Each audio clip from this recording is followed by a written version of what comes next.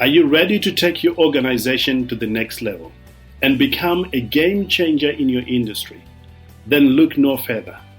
Welcome to Yeukai Business Show, where we bring you the world's top business thought leaders to share their secrets to success, from leadership development to finance, marketing, self-development, human resource management, and much, much more. Our guests reveal the strategies, tactics, and mindsets that have made them so successful. So let's dive in and learn from the best in the business.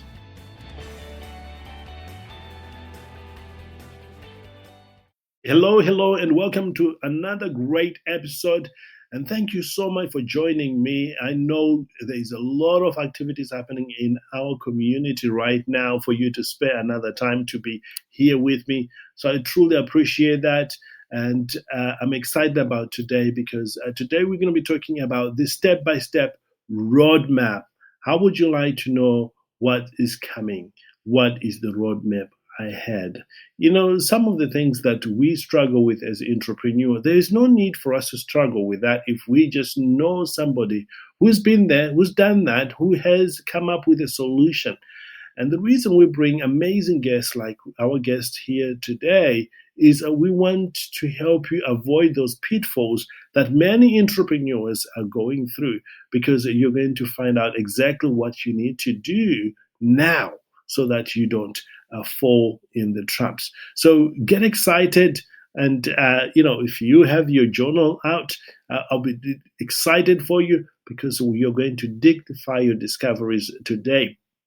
Now, before we bring our guest here to talk about the step-by-step roadmap ahead, I want to encourage you on two things. One, if you are not yet a member of our community, you want to do that right now because you are missing out a great deal, because we've got great conversation happening in there. A lot of people are being helped as we speak today.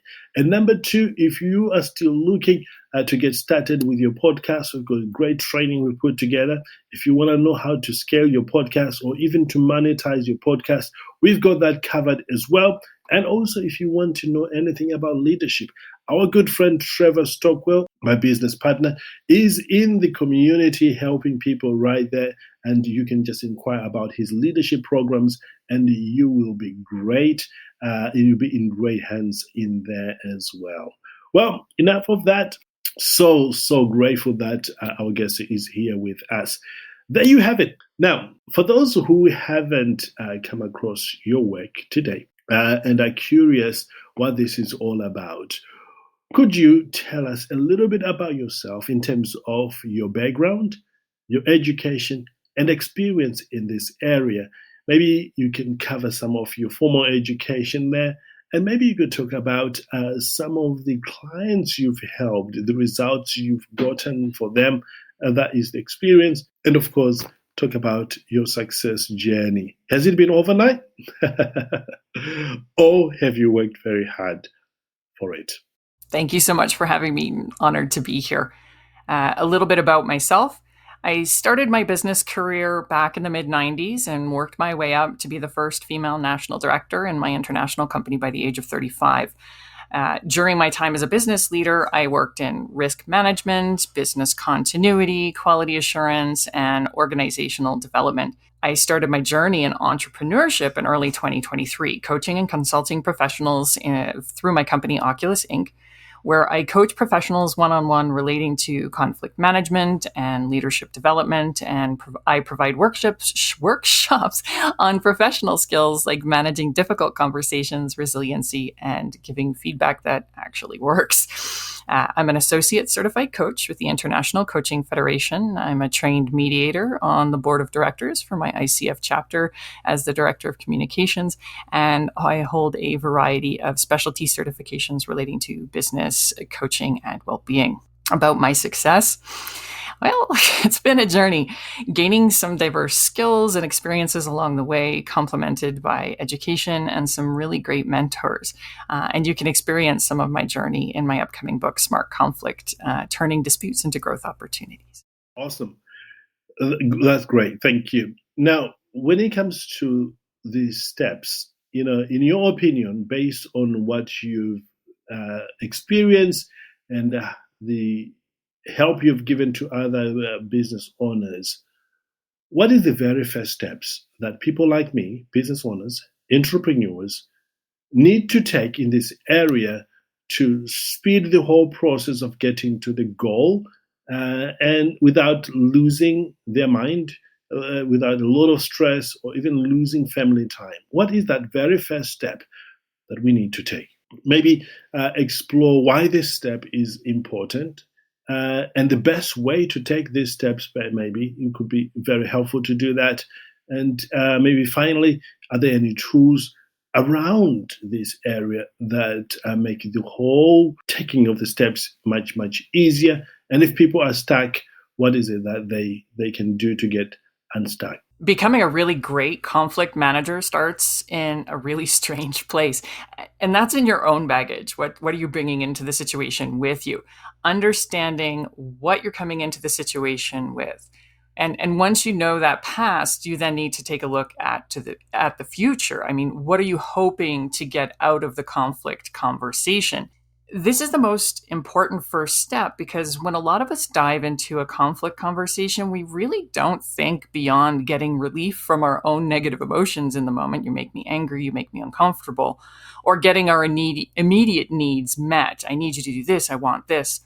And as a business leader, you need to look beyond that immediate moment into how this conversation is going to impact your business and how this future impacts your employee, your client, or your other stakeholder. The best way to take this first step is to really start looking at how you typically deal with conflict. While each conflict conversation will have unique qualities, you're likely to have a similar response in similar situations. So you really need to take a look at what those responses are. What are those typical responses, and evaluate what works for you, because not all habits are bad, and then what doesn't. For example, I was working with a leader, I'll call him James. James was someone who was used to taking control and leading his team to success. However, James had some issues when dealing with his team members one-on-one. James was a very my way or the highway in his approach to dealing with conflicts or contradictions. And when I worked with James, we had to explore what made him shut down ideas and comments from other people, and then explore the opportunities and what the opportunities are in looking at those ideas and considering those ideas from his team as potential areas for creativity and innovation, impacting positively his bottom line. Where to start? There are certainly some psychometric tests that look on how you interact, or look to how you interact with others. The Myers-Briggs and the DISC comes to mind really quickly here. And this is really a good place to start looking at your habits, looking at your scripts, and start seeing how your style can impact your ability to lead through conflict. You can also take a look at my book website, smartconflictbook.com, and take a quick quiz there to get an idea of what kind of conflict manager you are. The first step, that self-awareness step, can vary in duration for people. There are some folks who are very open to this self-improvement and enhancing their conflict style to become a better leader and to move forward in their careers. I've also had some folks who insist that those people around them are the ones who need to change, and they're just fine as they are. So it really depends on the individual. If you're stuck in an unhelpful conflict style, like being a conflict avoider or a hot reactor, for example, a mentor is very helpful, or hiring a professional coach can help you refine your goals, unpack some of those habits, and move towards some achievable goals to enhance your performance and push your leadership style to the next level. Awesome. That's brilliant. Absolutely brilliant. We covered, let me speak to Bill for a moment. Bill, what you've just had there, really simplified approach. If you can just pick that one up and apply it today, truly, I believe that it could change your game. So let's go straight and talk about the second step that business owners need to do. Again, the same format, really go deep into it so that people will understand what needs to happen. And the tools, maybe the website or the app that can make this step easier, and how long it takes to take this particular step. I think if we understand these things, we will be able to comfortably take the right step.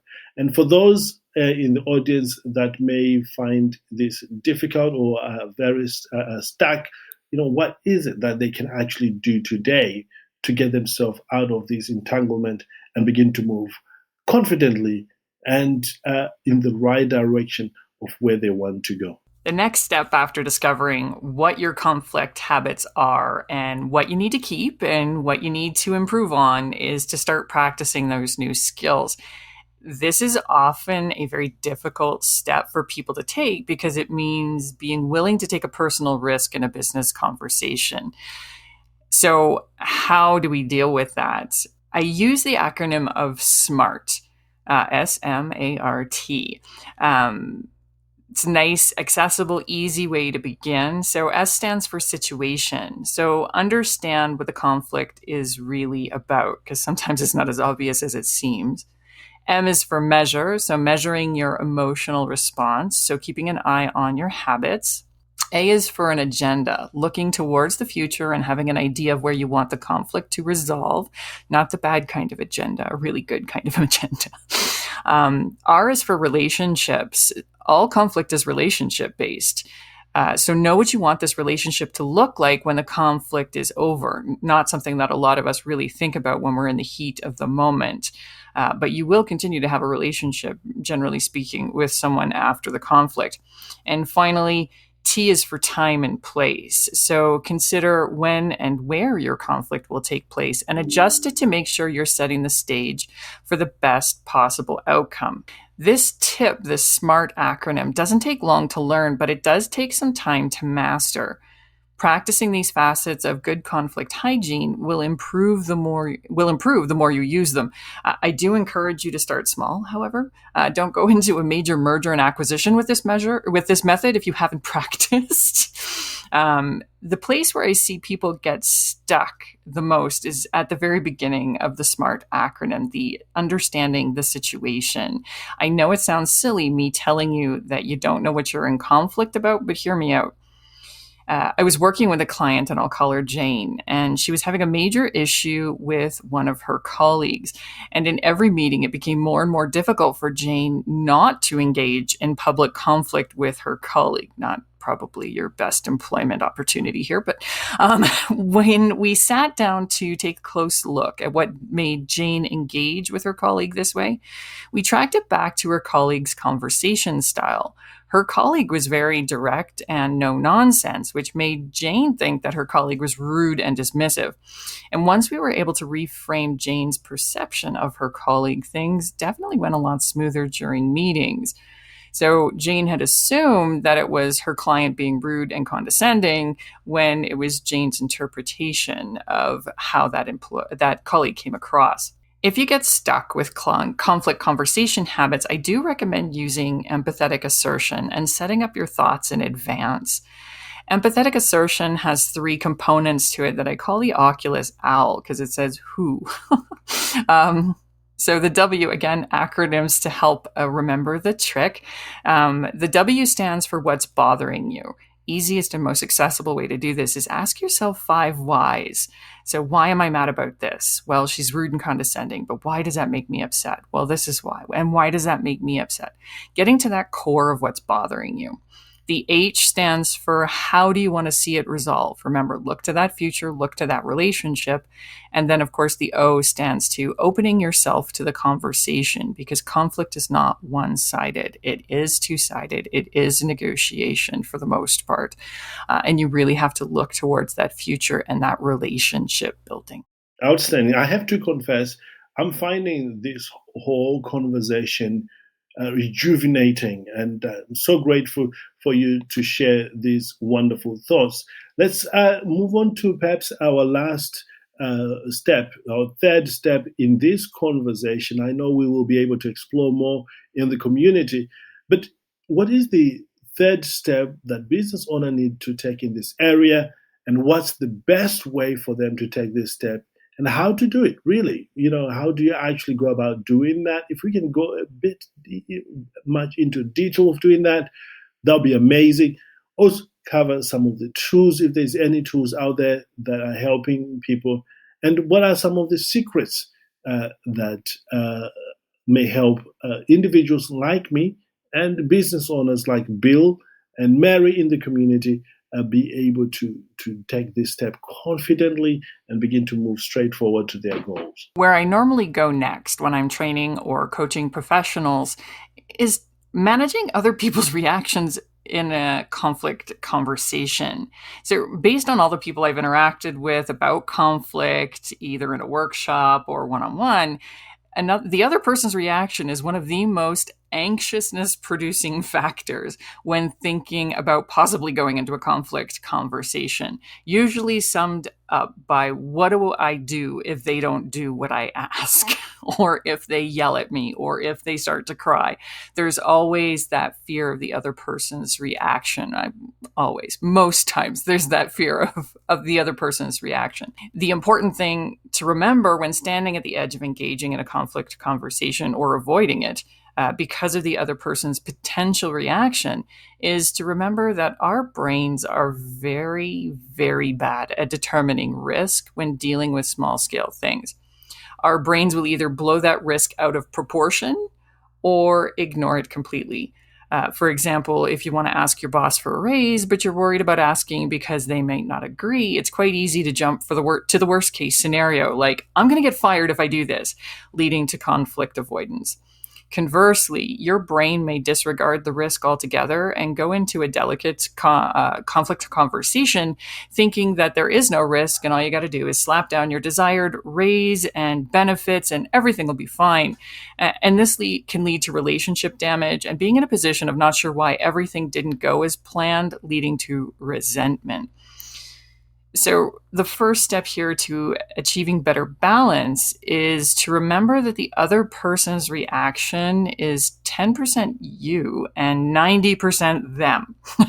Every person is running on their developed habits, those scripts they've developed over time.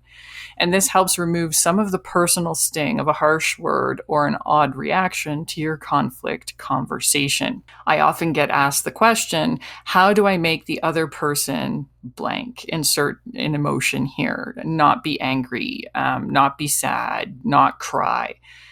My answer is always the same and terribly unsatisfying. You can't make another person feel something they want to or not want to feel. The only person you can control from an emotional standpoint is yourself, how you react and how you respond. And this goes back to that 90-10 thing.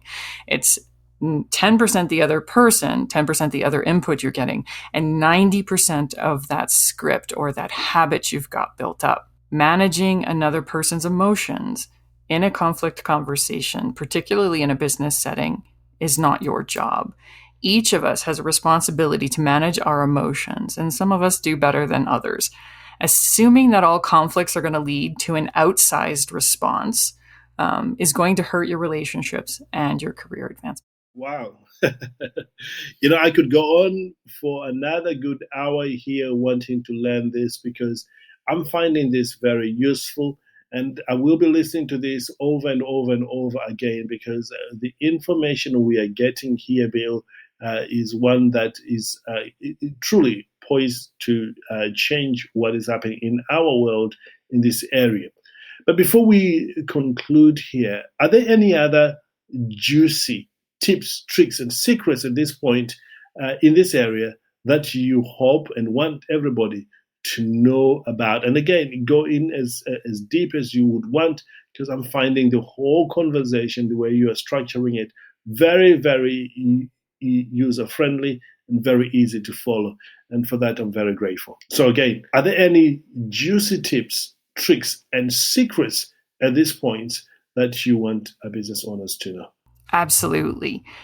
How you manage conflict with each and every one of your colleagues or employees or supervisors on a day-to-day basis will impact how you move forward. It also impacts whether you end up in mediation, arbitration, or heaven forbid, in a legal situation. Most harassment cases, most legal proceedings, civil, wrongful dismissal could a good portion of them could have been avoided completely by effective conflict management in the first place. So I think that's the juiciest secret I've got, that if you can deal with conflict in a daily basis with each individual in a positive, empathetic, and compassionate manner, you could save yourself a lot of heartache and a lot of money in the long term. Tools for conflict management in the workplace are those professional skills, those things that AI is not going to be able to replace in the future. When dealing with person to person, those soft skills, that ability to be an empathetic leader, able to provide feedback in a positive manner, in a manner that's going to charge the individual as opposed to destroy the individual or hurt the individual. These are the tools that a leader needs to move forward and excel. The more you can inspire people to be creative and innovative, the bigger the bang for the buck on the bottom line. If I'm constantly worried in my workplace about the next conflict or how will James react to me if I bring him a really good idea and he bites my head off, I'm not going to bring those creative ideas forward. I'm not going to innovate because of the political structure in the workplace. And that can really hurt that bottom line.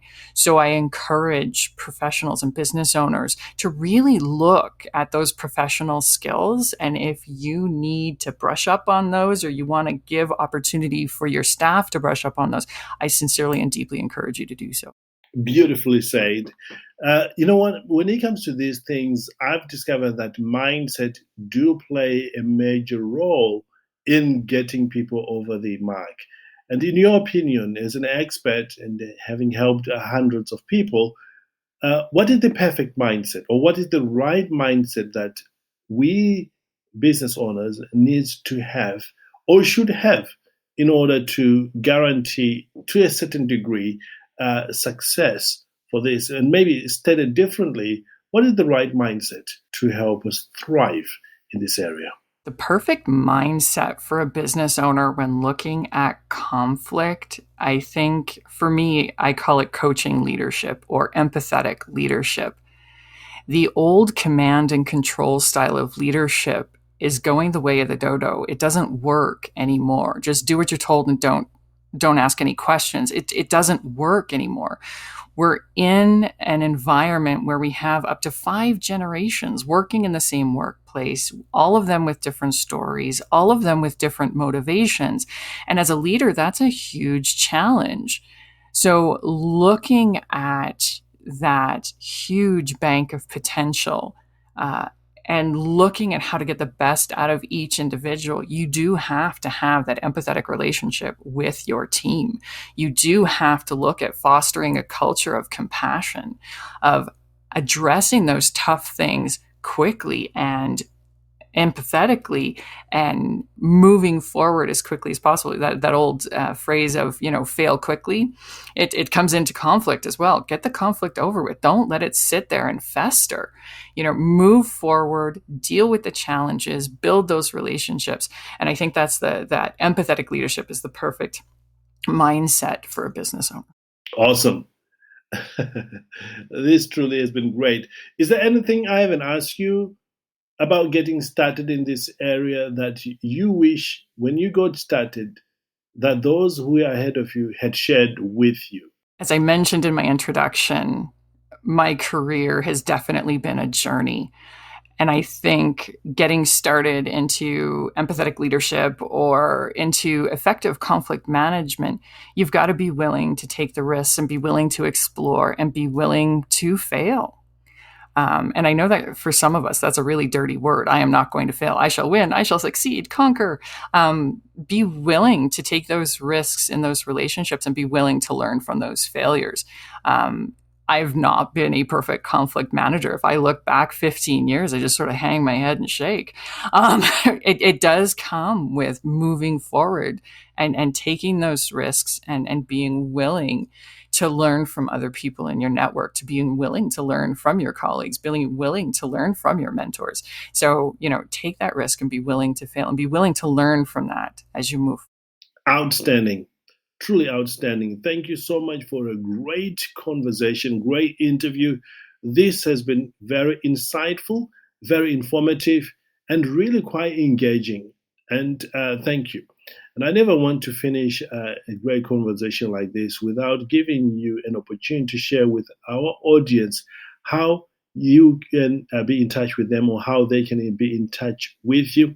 For I know for a fact that there are many people wants to carry on learning from you or even get into partnership with you based on our conversation here today.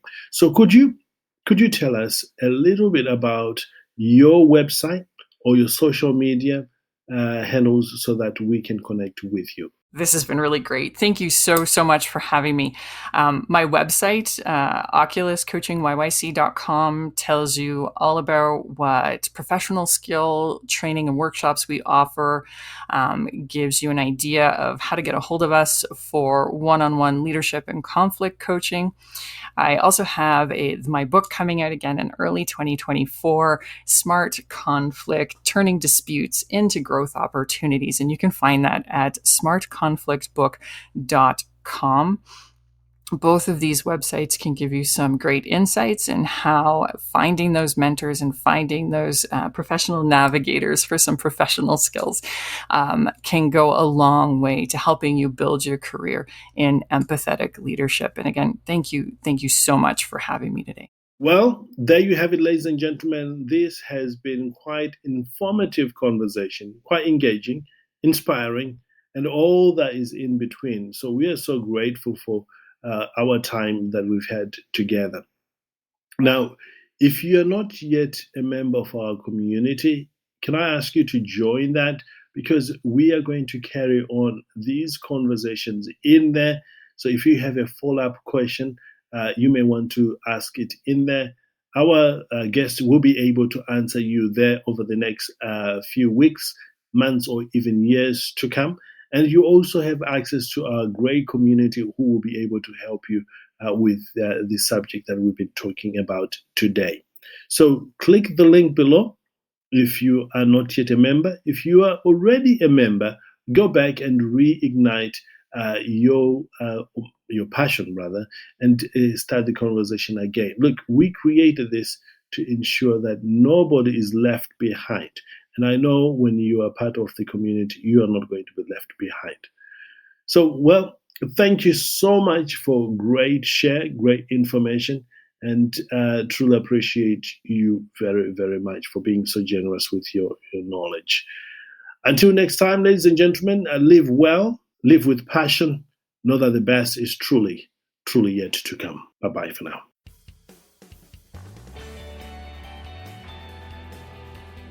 Thank you for tuning in to Yeukai Business Show. We hope you have enjoyed today's episode and have gained valuable insights and inspiration from our amazing guest. Don't forget to subscribe and leave us a review to help us spread the word.